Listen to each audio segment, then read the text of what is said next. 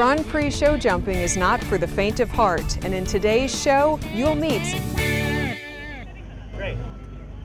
This is Unbridled with Susan Kayne at Hits on the Hudson in Saugerties, New York. Presented by Thoroughbred. Family owned and operated since 1949. Thoroughbred produces specially designed horseshoes, racing plates, and therapeutic products to enhance equine performance. Learn more at thoroughbredinc.com. Jimmy had us do all kinds of crazy things, people would say today. But yes, jumping blindfolded in a chute, it was exciting. It was probably a little scary. Almost magical in a funny way, because you really become part of the horse. This almost like an amusement ride in that sense, and really it taught you, feeling. I mean, that's the other thing. Probably trust, even more so feeling, because you have no visual aids. Yes, you had sound because the horse is hitting the ground, but really feeling. And Jimmy was all about learning, trying to teach feeling. Last time on Unbridled, iconic show jumping star Ann Kursinski shared her unconventional early training with the legendary Jimmy Williams. Oh, no question. So many of those kinds of experiences that I had, it is what made me who I am today. And people say, oh, you have excellent balance or you have excellent feeling.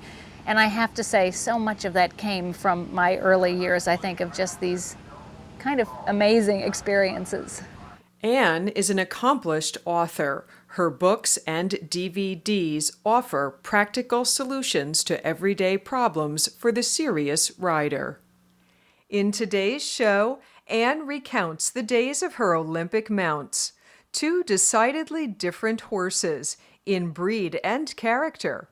On each, she claimed Olympic silver medals. Both Starman and Eros, both amazing horses, and so thankful to have both of them in my life.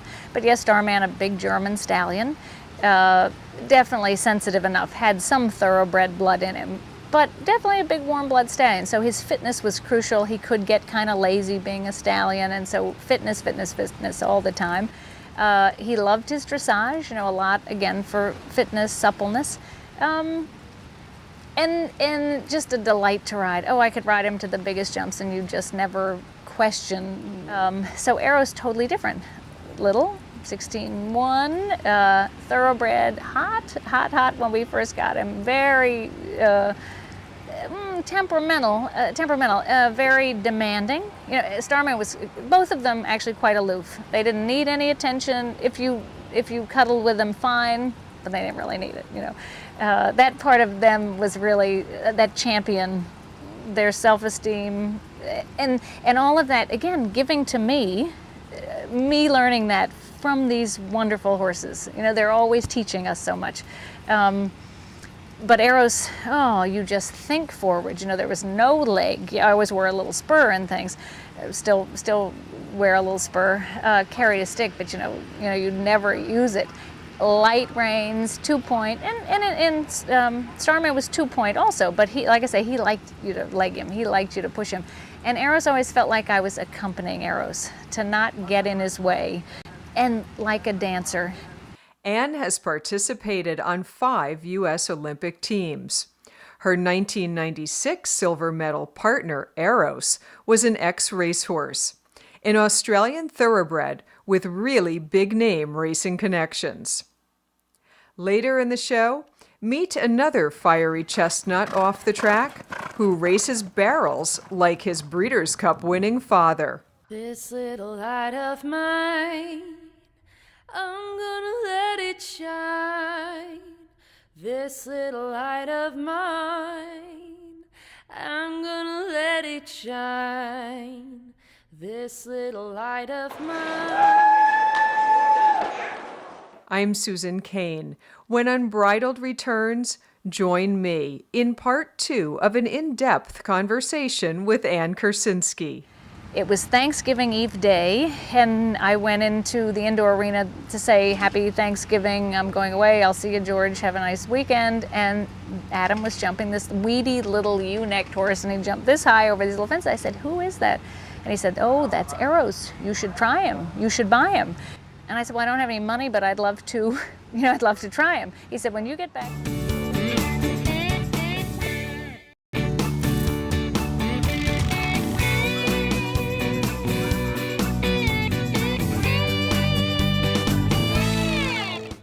You've ridden a number of different horses throughout your career. Starman, a warmblood, and Eros, a thoroughbred. What are some of the differences between those types of horses, body types? Do you condition them differently per their breed and shape? Yep. Definite differences with different types, also different characters. They're both Starman and Eros, both amazing horses, and so thankful to have both of them in my life. But yes, Starman, a big German stallion. Definitely sensitive enough, had some thoroughbred blood in him, but definitely a big warm blood stallion. So his fitness was crucial. He could get kind of lazy being a stallion, and so fitness all the time. He loved his dressage, a lot, again, for fitness, suppleness. And just a delight to ride. Oh, I could ride him to the biggest jumps, and you just never question that he couldn't do it. And he always did the Olympics, Aachen, wherever. And he actually loved, the harder you kind of rode him, even though I think I always rode him beautifully or classically, but strong, strong with your legs strong. And the bigger the crowd, sometimes the normal horse show, he wouldn't pay too much attention. It's like, where's the crowd? But the bigger the competition, the bigger the jumps, he just ate it up. A physical ride, but still light. Still light, but and he loved it. Sort of digging with the spurs at the big oxer, and he would just explode. And power. This amazing power. Gentle, kind, could hack him around on loose rein. Just a lovely horse. Rode him in a snaffle a lot. Eros, on the other hand, totally different. And I've always been thankful that I can ride many different types. Again, that was a real Jimmy Williams thing. You should be able to ride anything. Hot, cold, hunter, jumper, dressage, whatever. That's so also get just inside the horses, in tune with the horses. I do believe there's more of a spiritual connection as well. It's not simply the physical by any means. Even though the gym and the physical is, it's all of it. It's the total rider. So Eros, totally different. Little, 16-1, thoroughbred, hot when we first got him. Very temperamental, very demanding. Starman was, both of them actually quite aloof. They didn't need any attention. If you cuddled with them, fine, but they didn't really need it. That part of them was really that champion, their self-esteem, and all of that, again, giving to me learning that from these wonderful horses. They're always teaching us so much. But Eros, you just think forward. There was no leg. I always wore a little spur and things. Still wear a little spur. Carry a stick, but you never use it. Light reins, 2-point, and Starman was 2-point also. But he, like I say, he liked you to leg him. He liked you to push him. And Eros always felt like I was accompanying Eros, to not get in his way. And like a dancer, his jump, I just can't tell you the jump of that horse. No matter how big or little, but a dancer, to curl around a jump, light, yes, power, but not like that. Light like a feather. Sometimes you could hardly hear his hoofs on the ground. So with him, it was always to stay out of his way, to kind of follow him and accompany him, and don't upset him. He knows what we're doing. We're flying down to say a big combination, and think, okay, trust you, buddy. I'm not going to tell you what to do. And so often, if we'd have a jump down, I would think honestly, oh, I legged him, or oh, I did this or that. And again, I have to say, the time probably in the jumping chute of doing nothing, of accompanying the horse and having that balance, it's totally, I get goosebumps thinking about it, because he was just such a special, magical, the light, an amazing feeling on Eros. At what point do you know that you have a really special horse? Oh, it's interesting. The day I sat on Eros, the very first day, and he was 5 years old, and I thought, I have to have this horse. That has been really a love story, and one of those meant to be kinds of things. With Eros, honest to goodness, the first day or two I ever sat on him, this 6-foot tall guy came from Australia, and showed him with George all summer, and he lived right in my barn, and I had never seen the horse. It was the summer of the Barcelona Olympics, and I never really paid attention to him. And this Adam Wooten had the horse. It was Thanksgiving Eve day, and I went into the indoor arena to say, "Happy Thanksgiving, I'm going away, I'll see you, George, have a nice weekend." And Adam was jumping this weedy little ewe-necked horse, and he jumped this high over these little fences. I said, "Who is that?" And he said, "Oh, that's Eros. You should try him. You should buy him." And I said, "Well, I don't have any money, but I'd love to, I'd love to try him." He said, "When you get back, you can have a week to ride him." And the minute I got him, but he was hot, he kind of ran sideways, he went with his head up in the air, all these things. But I really thought, I think this horse could go to the Olympics. And it was just a special feeling. And the funny thing is, about 7 other famous horsemen and women had tried him before me. And for one reason or another, didn't buy him. And it was I really believe it was one of those God things that I was supposed to have the horse. Did you just know in your heart? Was it intuitive? It was intuitive, and just, again, his effortlessness.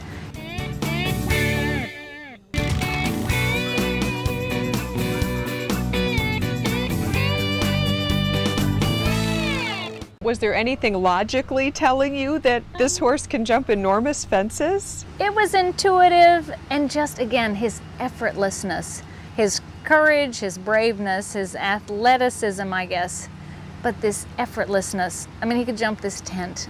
There was just a feeling. And yet, again, it was a feeling that I had because, as I say, I could name 7 famous professionals that for one reason or another didn't get him. And I just really thought, I have to have this horse, and I scrambled to get the money together and put a syndicate, and thank goodness it worked. Of all of the horses that you have worked with, which one is the most special to you, and why? Oh, that is such a tough question. People do ask that. I've been so blessed to have so many lovely horses, and 4 Olympic horses, and I'd have to say a little bit of a toss-up with Starman and Eros, in the sense, when you go to the Olympic Games, or myself, all of these kind of things are really journeys. Life to me really is a journey. It's still a journey. The blue ribbons, the medals, that's all great, but it really is a journey. And when you do something like the Games, or the Games and Aachen or Monterey with a horse, I gotta tell you, it's, at least for me, I can't tell you how special and how close and how much goes into it. I mean, literally the blood, sweat, and tears. I guess I'd have to say today Eros, because I've been with him the longest. We got together when he was 5. So what we've learned together and been through together, and the hopes and the dreams and fulfilling the dreams, and the downtime and the sadness and not making another Olympics, or the injuries, being so elated with that horse and in tears with that horse. It's an amazing journey. In your opinion, Anne, do bloodlines factor into show jumping quality? I think bloodlines do factor. The older I get and experience it more, and being in Europe and really following bloodlines, and yet I do believe there are some freaks, and they always said Rodney Jenkins was such a brilliant rider, and his brother wasn't. Things like that. That does happen. And again, like a Starman, he wasn't from a very famous bloodline or anything, and he's had some good babies, nothing extra special. But he was a very special individual himself. Eros, on the other hand, is beautifully bred as a thoroughbred racehorse. He's actually Australian thoroughbred, but it's American bloodlines. And if you follow his lines back, many of them were great jumpers and great racehorses. I don't know them off the top of my head, but a real athlete, So I think there is some of that, but there are also freaks. Having jumped all over the world, do you have a favorite place?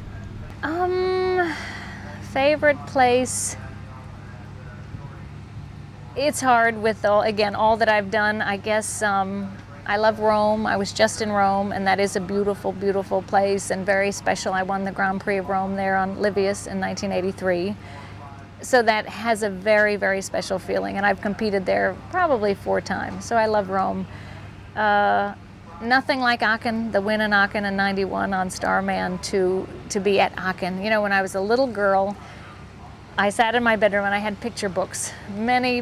Mother always got the horse picture books with Bill Steinkraus and George Morris and Mary Chapeau and Hans Winkler and David Broom. I mean, these famous people, the Denzeos. I was just in Rome, had dinner with the Denzeo brothers. But as a little girl saying, oh my God, and this is Aachen, or that's Rome. And then to get there, I was in my 20s when I went to, oh my God, and this is like the picture books. And there's, meeting Hans Winkler or meeting Mr. Denzeo. I mean, honest to God, my life has been kind of a dream come true. So Aachen again, to win at Aachen with the stands full, people cheering, to be maybe the second American woman to win, to be on a German stallion. Yeah, those moments are pretty amazing. So those places are and they are special. The famous horses and riders that have been there. Again, to be the best. I mean, the best competition in the world for decades. Those are probably two of my very favorite, Aachen and Rome. What are some of the biggest challenges you face being a global competitor? Well, being a global competitor, I have to say, finding top horses to stay in the game there, and I've had a few dry years with different horses, or say an injury with Eros, and just things. Again, it's a journey. It's you can't always be the winner. I'm thankful I'm still doing it and doing it well, and have a couple of great new horses now.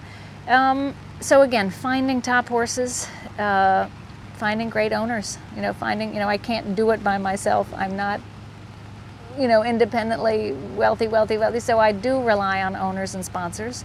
And with better and better riders and horses and things, it is harder and harder and harder to find, the top horses. Probably my biggest concern is for the horses' welfare. Honest to goodness, my biggest reason why I do this, no kidding, it sounds corny, but it's the love of the horse.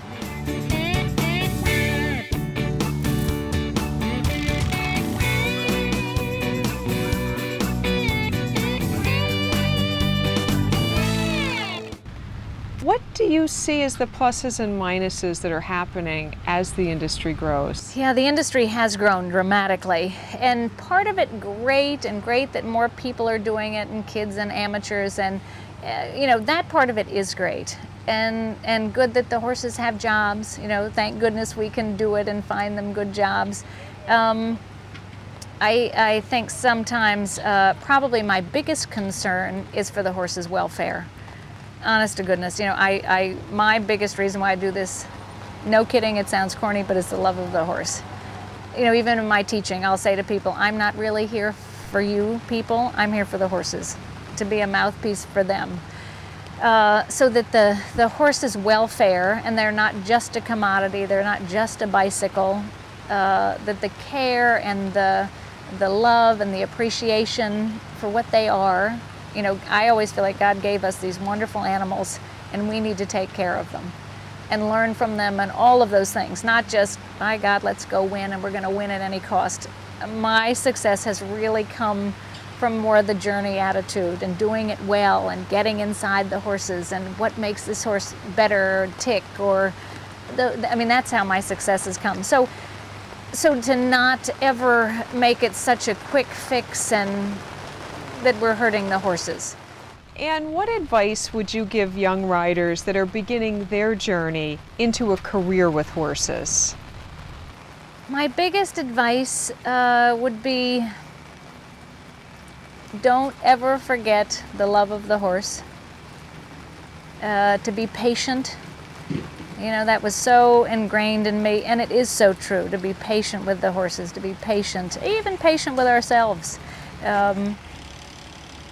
But really the love of the animal, and to me, honestly, the kindness, the putting yourself in the horse's shoes. So often you see either people wanting quick fixes, or even, and I wasn't always perfect, I gotta tell you, growing up, and I probably took out a lot of my stuff on the poor animal. And yet I probably always felt bad afterwards. But why, when you're getting into the horse or trying to get a point across to your horse to train it to whatever, something that I always think, is the horse really understanding what I'm trying, when you're, say, punishing it or spurring it or using the stick or whatever. Linda Tellington-Jones, I worked with her years and years ago, know her for years, and one of her phrases is to feel the horse feel you back. So that as you're working with the animal, that he's really getting why you're doing it, not just out of fear or the ego or anger, but does the horse really get why you're punishing him? So I think patience and the love of the horse,